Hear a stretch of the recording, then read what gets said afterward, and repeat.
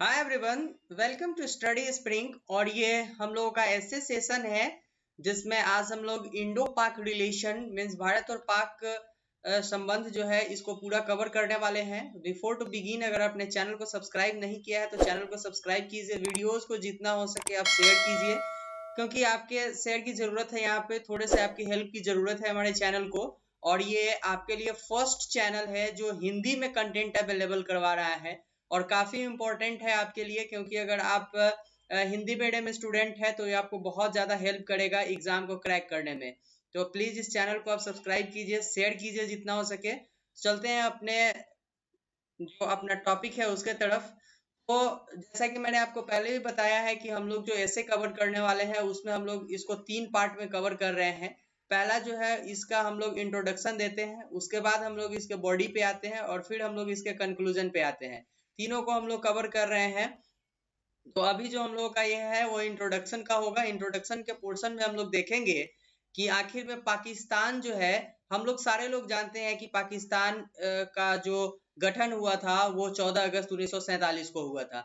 लेकिन पाकिस्तान का जो गठन हुआ था 14 अगस्त 1947 को, इसमें एक बहुत बड़ा हित जुड़ा था। ठीक है, वो हित क्या जुड़ा हुआ था कि पाकिस्तान को लेकर के, पाकिस्तान के पर्सनल जो उनका फेवर है उसको लेकर के, ये जो मुसलमान जो है उसके फेवर को लेकर के ये पाकिस्तान का क्या हुआ था कि गठन किया गया हुआ था। तो ये इम्पोर्टेंट है यहाँ पे। तो हम लोग ऐसे स्टार्टिंग इसका कर सकते हैं कि मुसलमान के हित के नाम पर पाकिस्तान का गठन किया गया हुआ था। ठीक है, लेकिन लेकिन इसमें जो अंग्रेज थे उनका डिवाइड एंड रूल वाला बात बहुत ज्यादा काम आया हुआ था। डिवाइड एंड रूल वाला बात बहुत ज्यादा काम आया हुआ था, क्योंकि वो ये जो 14 अगस्त 1947 को पाकिस्तान का गठन हुआ था, इसमें ब्रिटिश नीति की हाथ बहुत ज्यादा थी। तो ये क्लियर है इसमें। तो ऐसे हम लोग इसको लिख सकते हैं स्टार्टिंग में कि मुसलमान के हित के नाम पर पाकिस्तान नाम के एक राष्ट्र का उदय ब्रिटिश नीति के अंतर्गत 14 अगस्त 1947 को हुआ था।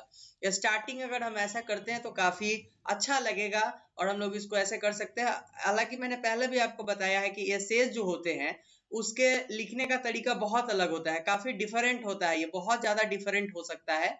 लेकिन अगर आपके पास थोड़ा सा भी इस ऐसे बोलिए कि अगर आप ऐसे समझ रहे हैं कि आपने फर्स्ट अटेम्प्ट देना है यहाँ पे, तो आप मेरे चैनल पे बने रहिए, क्योंकि हम आपको ऐसे ही कंटेंट दे रहे हैं जो फ्री ऑफ कॉस्ट होगा। आपको एक लिखने का आइडिया पता होगा, फिर आप उसमें बहुत सारे कंटेंट को ऐड कर सकते हैं।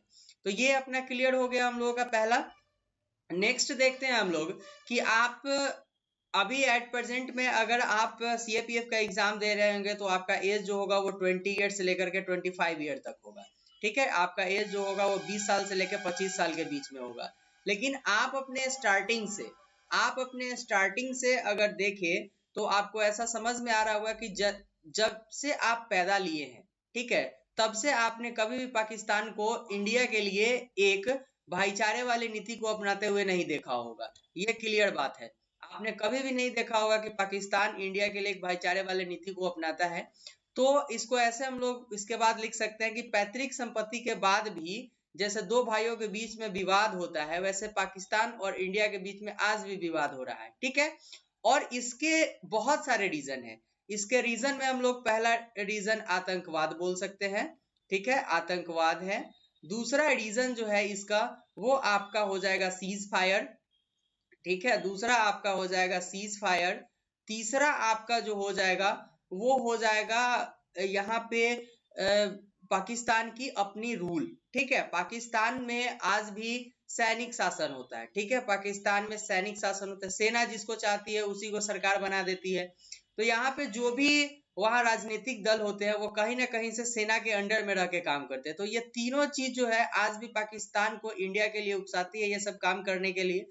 काफी डिफिकल्ट सिचुएशन है अभी इंडिया और पाकिस्तान के बीच में, क्योंकि एक दूसरे के साथ इनका जो रिलेशन है वो काफी बिगड़ता हुआ नजर आ रहा है। तो यहाँ पे ये हम लोगों का इंट्रोडक्शन पार्ट में इसको हम लोग क्लियर करेंगे। नेक्स्ट जब हम लोग आएंगे तो हम लोग इसके बॉडीज में आते हैं। यहाँ से हमारा इंपॉर्टेंट सेशन स्टार्ट होता है। ये आपका अपना पोर्शन होता है, ये आपका अपना पोर्शन है। इसमें आप 2 पैराग्राफ में इसके हिस्ट्री को लिखिए और बाकी के 3 पैराग्राफ में आप जितना हो सके करंट अफेयर्स को ऐड कीजिए, ये एक बेस्ट स्ट्रेटेजी हो जाएगा इसको क्लियर करने के लिए, तो इस एग्जाम में एसेज में अच्छे मार्क्स लाने के लिए। तो देखते हैं हम लोग कि इंडिया, पाकिस्तान ने जब भी इंडिया के साथ कोई भी युद्ध लड़ा, ठीक है, कोई भी युद्ध अगर वो लड़ा है तो आज तक उसकी कभी भी जीत नहीं हुई है, ठीक है, कोई भी जीत उसकी आज तक नहीं हुई है। तो अगर हम देखें तो भारत का रवैया हमेशा पाकिस्तान के लिए सकारात्मक रहा है, इसमें कोई शक नहीं है कि इंडिया का जो रवैया है भारत पाकिस्तान के लिए सकारात्मक रहा है, लेकिन पाकिस्तान का रवैया भारत के लिए ठीक उल्टा रहा है। आज तक कभी भी आपने नहीं देखा होगा कि पाकिस्तान ने भारत के लिए कुछ ऐसा काम किया है जिससे इनके संबंध जो है, ठीक है, इनके जो संबंध है वो अच्छे बन जाए, ठीक है, इनके संबंध अच्छे बन जाए, इसके लिए आज तक पाकिस्तान ने कोई काम नहीं किया है। तो यहाँ पे एक तरफ हम लोग सकारात्मक बात को देखते हैं, दूसरी तरफ पाकिस्तान की नकारात्मक नीति यहाँ पे सामने आती है, ये क्लियर हो गया। तो ऐसे जितने भी युद्ध हुए, ऐसे जितने भी युद्ध हुए हैं भारत और पाकिस्तान के बीच में, चाहे वो 1947 में, जैसे ही पाकिस्तान आजाद होता है, पाकिस्तान में एक कबायली जात होता है, ठीक है, पाकिस्तान के एक कबायली होते हैं, ये जम्मू एंड कश्मीर पे क्या करते हैं कि हमला बोल देते हैं, क्योंकि स्टार्टिंग में क्या होता है कि 543 जो है वो रियासत होती है और 539 जो है ना वो क्या होते हैं कि इंडिया में खुद विलय कर लेता है, और 3 जो होते हैं वो इंडिया में विलय नहीं करते हैं, ठीक है। तो एक इसमें जम्मू एंड कश्मीर भी होता है जिसके राजा हरि सिंह होते हैं, वो उस वक्त तक कंफर्म नहीं थे कि हमको इंडिया में विलय करना है कि नहीं करना है, और प्लस रूल जो था उसमें यह भी लिखा गया हुआ था कि अगर कोई रियासत चाहे तो वो इंडिया में विलय नहीं भी कर सकता है, जिस कारण से हरि सिंह ने, क्या नाम था उनका, हरि सिंह ने अपना विलय यहाँ नहीं किया था। तो ये क्लियर हो गया, हरि सिंह ने यहाँ पे विलय नहीं किया हुआ था अपना। तो अब क्या हुआ कि पाकिस्तानी कबायली जो थे ये डायरेक्ट जम्मू एंड कश्मीर पे हमला कर देते हैं। जैसे ही जम्मू एंड कश्मीर पे हमला करते हैं, हरि सिंह आते हैं भारत सरकार के पास और वो अपना विलय कर लेते हैं, ठीक है। तो उसके बाद क्या होता है कि जम्मू एंड कश्मीर के आक्रमण के वक्त भी पाकिस्तान हारता है। उसके बाद 1965 का जो युद्ध होता है भारत और पाकिस्तान के बीच में, इसमें भी पाकिस्तान हार जाता है। और 1971 का जो युद्ध है जो बांग्लादेश को अलग करता है पाकिस्तान से, ये काफी इंपॉर्टेंट रहा था, क्योंकि यहाँ पे 90,000 सैनिक जो है वो सरेंडर कर गए हुए थे पाकिस्तान के, और ये इंडिया के लिए एक बहुत बड़ा उपलब्धि है कि 90,000 सैनिक को, बहुत कम मात्रा में सैनिक जाकर के सारे लोग को सरेंडर करवा दिए थे। तो ये भी बहुत इंपॉर्टेंट है। और फिर यहाँ पे बांग्लादेश का उदय हुआ था एक राष्ट्र के रूप में। ये तीनों में शिकस्त खाए हैं पाकिस्तान ने, फिर भी आज क्रॉस बॉर्डर टेररिज्म में पाकिस्तान सबसे ऊपर रहा है। क्रॉस बॉर्डर टेररिज्म में पाकिस्तान का जो भूमिका है वो काफी अग्रसर रहा हुआ है। नेक्स्ट हम लोग देखते हैं ये सारे 1971 के युद्ध में हारने के बाद भी क्या होता है कि जो अटल बिहारी वाजपेयी होते हैं और नवाज शरीफ, उन दोनों के बीच में 21 फरवरी 1999 को एक लाहौर घोषणा होता है, ठीक है। अब लाहौर घोषणा में क्या बोला जाता है कि भाई हम आपसी मुद्दों पर हमेशा बात करते रहेंगे, ठीक है। दूसरी बात, वीजा और सैनिक जो बंदी हुए थे यहाँ पे 1971 में, बहुत सारे सैनिक मीन्स 90,000 सैनिक को यहाँ पे इंडिया ने बंदी बना लिया था, फिर उसको छोड़ दिया गया हुआ था। लेकिन युद्ध में जो बंदी बनाएंगे वहां पर क्या होगा कि उसको, उससे रिलेटेड जो भी मैटर होंगे हम लोग उसको चर्चा में रखेंगे। तीसरा, no first use policy, means परमाणु जो हथियार होंगे उसको हम पहले यूज नहीं करेंगे, इंडिया की तरफ से ये बोला गया हुआ था। तो ये चीज हमारा जो हुआ था वो आपका ये हुआ था लाहौर समझौता में, ठीक है। तो ये इंपॉर्टेंट रह गया हुआ था इसमें। अब क्या होता है कि ये सारे चीज होने के बाद क्या होता है, मात्र 3 दिन होता है, वो 21 फरवरी की बात थी, 3 दिन के अंदर में क्या होता है कि कारगिल युद्ध पाकिस्तान छेड़ देता है, और इसमें भी पाकिस्तान को हारना ही पड़ता है। तो ये सारे चीज को अगर हम लोग देखेंगे, एनालाइज करेंगे, तो ये चीज पता चलेगा कि पाकिस्तान जो है, ये पाकिस्तान जो है वो इंडिया के लिए कभी भी अच्छा जो है वो ये अच्छा रिश्ता बनाने के लिए तैयार नहीं होता है, ठीक है। अच्छा रिश्ता बनाने के लिए तैयार नहीं है, तो इंडिया कैसे इसके लिए अच्छा रिश्ता बनाएगा। तो कारगिल युद्ध में ये हार जाता है। नेक्स्ट आपका आ जाता है 2001 में, क्या होता है कि पाकिस्तान की तरफ से फिर भारत के संसद पे हमला किया जाता है, और ये काफी मीन्स आपको बताया कि दर्दनाक समय था। दूसरा जो आता है ये ये आपको 2000 कर लीजिएगा, इसको 2008 कर लीजिएगा ये, ठीक है। ये आपको 2008 कर लेना, मिस टाइपिंग है। 2008 में क्या होता है कि मुंबई में आतंकी हमला होता है और इस आतंकी हमले में इतने बुरी तरीके से आदमी को मारा जाता है कि ये एक चीज तो फाइनल कर देता है कि पाकिस्तान का रवैया भारत के लिए कैसा रहने वाला है, ठीक है। ये कभी भी इंडिया के लिए अच्छा नहीं सोच सकता है। तो ये चाहे वो 2001 का संसद पे हमला हो, 2008 में आतंकवादी हमला हो, या फिर लगातार सीज फायर। हम लोगों ने देखा है रिसेंट जब हमारी गवर्नमेंट आई है तो यहाँ पे बॉर्डर के ऊपर, ठीक है, बॉर्डर के ऊपर बहुत सारे छूट दिए गए हैं अभी कि अब आप जवाब दे। लेकिन पिछली सरकार के वक्त क्या हुआ था कि सीज फायर इतनी बार हुआ था, इतनी बार सीज फायर हुआ, मीन्स एक महीने के अंदर में 97 बार सीज फायर करता था पाकिस्तान। इतने बुरी तरीके से सीज फायर करता था कि हमारे सैनिक मार दिए जाते थे। अभी रिसेंट में गवर्नमेंट जो आई है वो काफी छूट दी है यहाँ पे, तो ये काफी इंपॉर्टेंट रह गया हुआ है, ठीक है। तो सीज फायर का उल्लंघन भी उसके तरफ से लगातार होते रहा, जिससे हमारे सैनिक की क्षति होती है।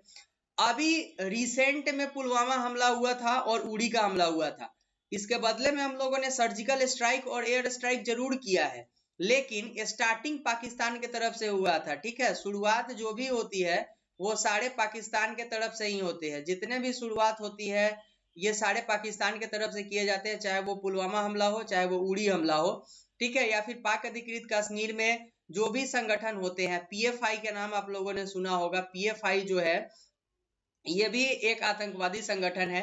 इसके साथ ही पाकिस्तान जो फंडिंग करता है अपना पाकिस्तान से, ये पाक ऑक्युपाइड कश्मीर में फैला रहा है अपने आतंकवादी गतिविधियों को, पीएफआई।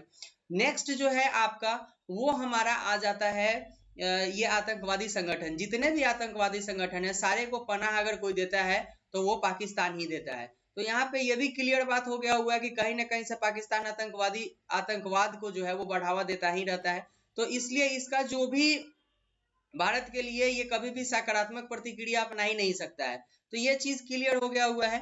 नेक्स्ट देखते हैं हम लोग कि इन सारे चीज को होने के बाद, ठीक है, अब क्या होता है कि भारत क्या करता है कि पाकिस्तान से मोस्ट फेवरेट नेशन का जो दर्जा है उसको छीन लेता है। अभी मोस्ट फेवरेट नेशन है क्या? अब ये मोस्ट फेवरेट नेशन जो भी होते हैं यहाँ पे आयात और निर्यात के लिए, ठीक है, आयात और निर्यात के लिए बहुत सारे फैसिलिटीज दिए जाते हैं। कुछ ऐसे टैक्सेस होते हैं जिसमें छूट मिलता है, टैक्स में बहुत सारे छूट मिलते हैं, तो ये पाकिस्तान को दिया गया हुआ था। लेकिन अब ये सारे उड़ी हमला और पुलवामा अटैक के बाद भारत ने इनसे ये चीज छीन लिया है। तो अब इसका जो है वो प्रतिकूल असर पड़ना स्टार्ट हो गया पाकिस्तान के व्यापार के ऊपर, ठीक है। जरूर पाकिस्तान के व्यापार के ऊपर इसका प्रतिकूल असर पड़ना स्टार्ट हो गया है, क्योंकि यहाँ पर टमाटर का अगर आप रेट पता करें, ठीक है, तो ये 90 रुपए केजी हो जाता है। तो ये कहीं ना कहीं से इंडिया के साथ दुश्मनी का एक असर है। दूसरा है कि एफएटीएफ के ग्रे लिस्ट में, ठीक है, एफएटीएफ के ग्रे लिस्ट में पाकिस्तान को शामिल कर लिया गया है, ठीक है। इससे ये पता चलता है कि पाकिस्तान अपने अंदर आतंकवादी गतिविधि को बढ़ावा देता है, ठीक है। फाइनेंशियल एक्शन टास्क फोर्स इसका पूरा नाम होता है, financial task action force, financial action task force, ये इंपॉर्टेंट है यहाँ पे। तो इसमें इसको शामिल किया गया, मीन्स कि पाकिस्तान कहीं ना कहीं से आतंकवादी गतिविधि को बढ़ावा देता है। इसके बाद क्या होता है कि पाकिस्तान को एफएटीएफ की ग्रे लिस्ट में शामिल करने के पीछे का मकसद जो होता है वो मसूद अजहर होते हैं। जितने भी आतंकवादी संगठन है, चाहे वो आईएसआईएस के हो या फिर अलकायदा के हो, वो सारे पनाह कहीं ना कहीं पाकिस्तान में ही लेते हैं। तो इसका ही रीजन हुआ कि पाकिस्तान को एफएटीएफ के ग्रे लिस्ट में शामिल किया गया हुआ है। दूसरा है कि सार्क का जो संगठन है, ठीक है, ये सार्क संगठन का जो है वो पाकिस्तान के कारण रुका हुआ है। लेकिन होमवर्क में आपके लिए एक चीज मैं दे रहा हूं, होमवर्क में, कि आप पता कीजिए कि सार्क संगठन जो है वो पाकिस्तान कैसे इसको इफेक्ट पहुंचा रहा है, ठीक है। ये आप कमेंट बॉक्स में कमेंट कीजिएगा, बहुत इंपॉर्टेंट है ये आपके लिए। और इससे आप 5 लाइन्स, ठीक है, 5 लाइन आप यहाँ पे एग्जाम में लिख सकते हैं केवल सार्क के ऊपर, और ये आपको हेल्प करेगा और ज्यादा नंबर गेन करने में। तो ये चीज क्लियर हो गया हुआ है। लेकिन इंडिया की तरफ से आज भी रिश्तों को कायम करने में कोई कसर नहीं छोड़ा जाता है, और इसका उदाहरण करतारपुर कॉरिडोर है। आपने देखा है कि करतारपुर कॉरिडोर में इंडिया की तरफ से बहुत सारे जो इनिशियल स्टेप लिए गए हुए थे जिससे कि करतारपुर कॉरिडोर को शुरू किया जाए। भले ही पाकिस्तान ने उस पर अपना टैक्स लगाया, जो भी उसके चार्जेस थे, ठीक है, वो चार्जेस उन्होंने वहां पे लागू किया है, लेकिन फिर भी करतारपुर कॉरिडोर जहाँ पे ननकाना साहब, ठीक है, ननकाना साहब का वहां पे वो है, ठीक है, तो वहां अभी लोग जाते हैं ये करतारपुर कॉरिडोर के हिसाब से, ठीक है, करतारपुर कॉरिडोर के रास्ते से ये कॉरिडोर बनाया जा रहा है। काफी इंपॉर्टेंट होने वाला था ये, और लास्टली करतारपुर कॉरिडोर को शुरू भी कर दिया गया हुआ है, और ये हेल्प भी कर रहा है लोगों को वहां पे दर्शन करने में ननकाना साहब के। तो ये क्लियर है।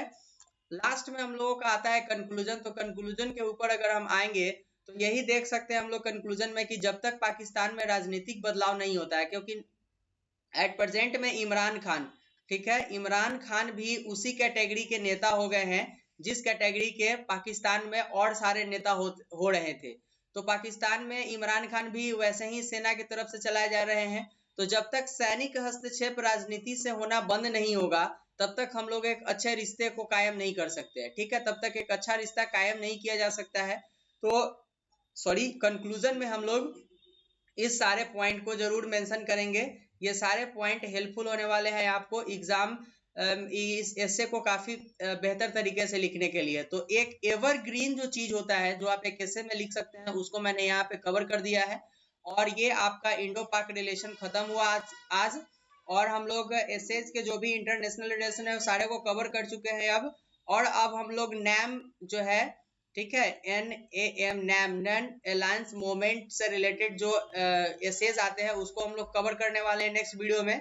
तो अगर अभी तक आपने चैनल को सब्सक्राइब नहीं किया तो प्लीज चैनल को सब्सक्राइब कीजिए, वीडियोज को शेयर कीजिए और जितना हो सके लाइक करवाइए, शेयर करवाइए, क्योंकि आपकी हेल्प की जरूरत है यहाँ पे। मिलते हैं नेक्स्ट वीडियो में। Thank you and good bye.